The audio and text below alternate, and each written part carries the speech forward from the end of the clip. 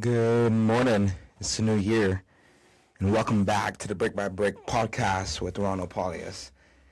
We believe that real change doesn't come from the calendar just going on to the next month, but from character that is built over time. It's a new year, and everywhere you look, you're there. People now are talking about new goals and new habits, new versions of themselves, and new this and new that. But today I wanna kind of approach with a different perspective, and I want to talk on the reality that we're continue on we're continuing on in the Monday Manna session, and I want to hit this hard. The truth is, if you don't change yourself, you won't change. A lot of people are saying New Year,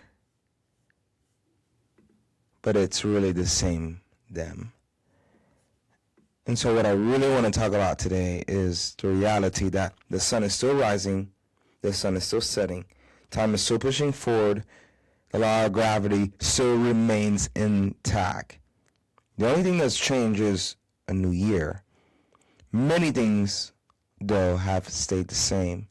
And if it will be a new year for you, you got to become a new me. Have you ever stopped to think, what are people really saying when they say new year, new me? What's the logic behind it? What really makes all the difference?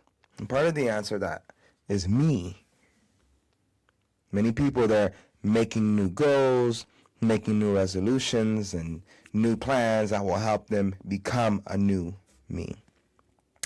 They're not new because it's a new year. Rather, they're planning to become new through the changing of their habits, adding or subtracting of habits. Many are setting nutritional goals, fitness goals. They can feel new. Many set financial and economical goals so they can have a new financial status. Some set new academic goals so they can get new knowledge. The goals are set as a means to an end, and the end is becoming new. But what if I told you that the popular statement is said in the wrong order? What if I told you new me, new year? What if that is more hopeful and promising? Do you see how changing the order of that popular statement makes all the difference? New year, new me implies, okay, it's 26, and because it's 2026, I'm a new person. But no, it's the other way around. If you're a new person, it's going to be a new and a different year. You see, changing that order gets to the core of identity. I was 16 years old back in 23 when I really was made new. No, the calendar didn't flip. It wasn't January 1st, 2013. It was sometime in the summer. Don't even remember the days. I think it was in the month of August 2013 where Jesus made the statement, "Come to me, all who are weary and heavy laden, and I will give you rest." And I called on to Christ and I said, "Please, give me this rest you speak of." I said, "Sorry for all of my sins, and I repent of them. Forgive me." And he made me a new person.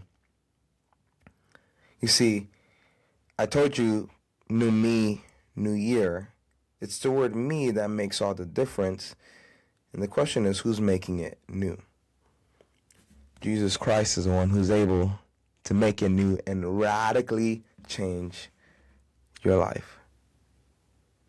2 Corinthians 5:17 says, if anyone is in Christ, he is a new creature, a new creation. The old has passed away. Behold, all things have become new. The reason he's able to make a statement like that is because the Christ, Jesus, the one who is in charge of making things new, is also the creator. And yes, he can recreate you. Your 26 does not have to be the same as 2025. It can be not just financially different and mindset different and nutritionally different and this and that. It can be spiritually different. And I'd argue that it's that spiritual foundation that affects and influences and infuses every other part of life in such a way that it dramatically makes all the difference. You'll get new desires.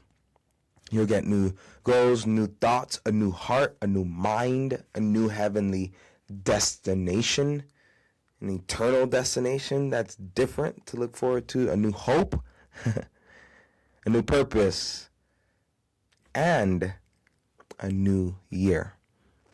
So I ask you, what really makes a difference? You being made new by Christ. New me. New year.